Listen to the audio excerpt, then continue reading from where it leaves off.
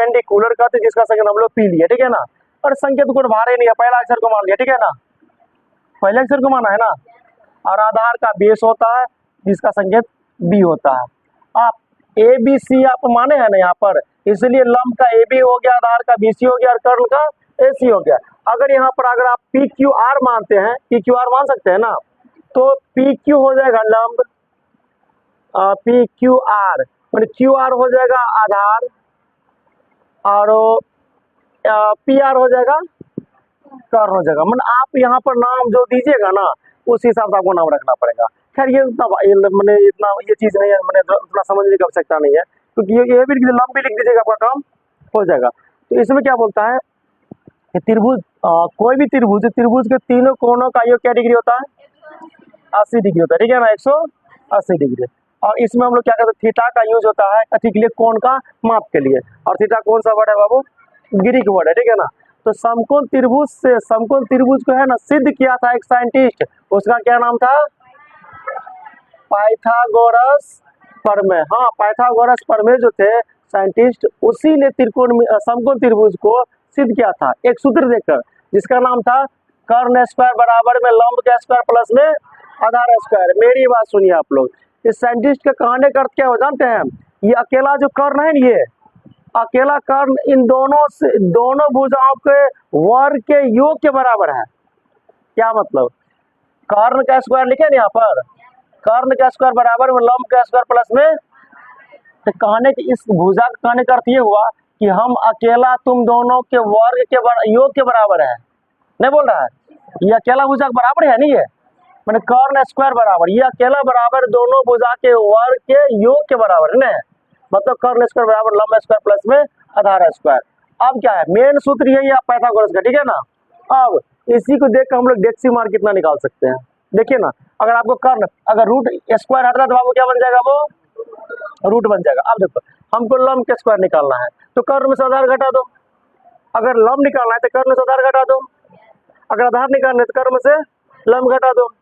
अर्थात सबसे बड़ी भुजा ये होता है, सबसे बड़ी भुजा कर्ण होता है। कर्ण क्या बोलते हैं, इस समकोण त्रिभुज का महाराजा कर्ण है, ऐसे याद रखो, समकोण त्रिभुज का महाराजा कौन है, कर्ण है, अर्थात मुखिया मान लीजिए इसको, ठीक है।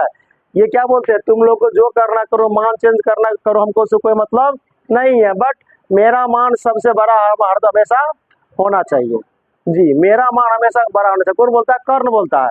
इसलिए देखिएगा कर्ण का मान अगर मान लीजिए यहाँ पर 8 देंगे ना, तो इस दोनों का मान हमेशा इस दोनों इसके मान से छोटा ही रहना चाहिए। आप इसका 5 मान लो, इसका 4 मान लो, हमको कोई दिक्कत नहीं है। इसी का 5 मान लो, इसको 4 मान लो, कोई दिक्कत नहीं है। बट इन दोनों के मान से इसका मान कभी छोटा नहीं। अगर बाई चांस मान लो कभी कल हम इसका मान 2 लिख दे, तब क्या हो जाएगा ये, तो आपको इतना समझना पड़ेगा, क्योंकि मैंने थ्योरी क्लास में आपको जब समझा दिया हो तो आपको समझना पड़ेगा कि सर आप ही तो बताया था कि कर्ण का मान हमेशा दोनों लंब और आधार से भरा होना चाहिए ना, ये गलत है। तो आप फ्रेंकली बोल सकता है कि आप जो मान लिखे वो गलत दिए, ठीक है ना, आप बोल सकते हो। इसका मान हमेशा क्या होता है, बड़ा होता है। ओके,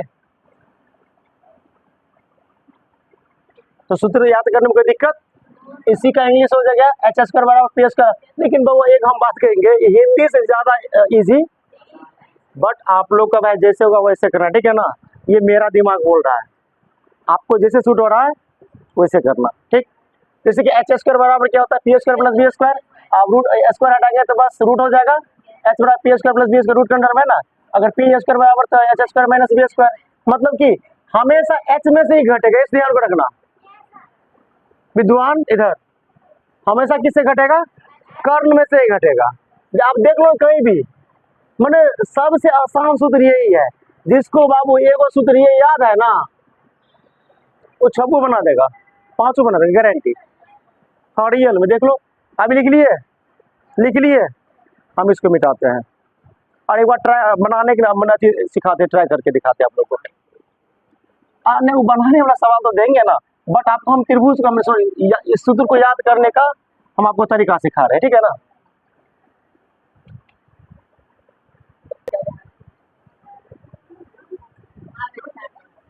हम लोग क्या सीखेंगे, उदाहरण अब उसके बाद, ठीक है ना। चलिए एक समकोण त्रिभुज ले लिए, इसका मान, शांत रहिए, लंब का मान कितना दे दिए, आधार का मान और कर्ण क्या करना है बाबू, निकालना है ना। तो यहाँ लिखेंगे हो अलो दिया है, क्या किया है, लंब का मान यानी कि पी का मान कितना, कितना, आधार का मान कितना, 4 सेंटीमीटर निकालना क्या है। तो यहाँ पर क्या लिखिएगा, पाइथागोरस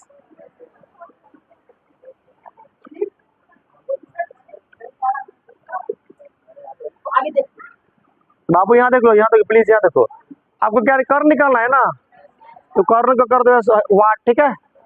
पाइथागोरस पर में जल्दी बोलो, कर्ण स्क्वायर, कर्ण बराबर सूत्र क्या होता है, रूट अंडर लंब स्क्वायर प्लस में बाबू लंब का मान कितने, 5 का स्क्वायर प्लस में 4 का 5, 5 के पावर 2 तो 2 बार गुना कीजिएगा ना, 4 के पावर 2 तो 2 बार गुना कीजिएगा ना।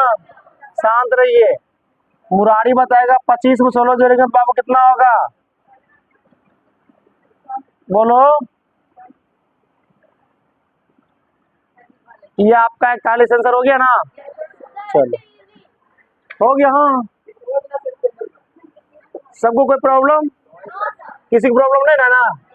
चलिए क्वेश्चन नंबर 2 और 3, मतलब जैसे बिजली काटता है ना, कितना स्पीड में भागता है, वैसे तुरंत बना के दिखाओ।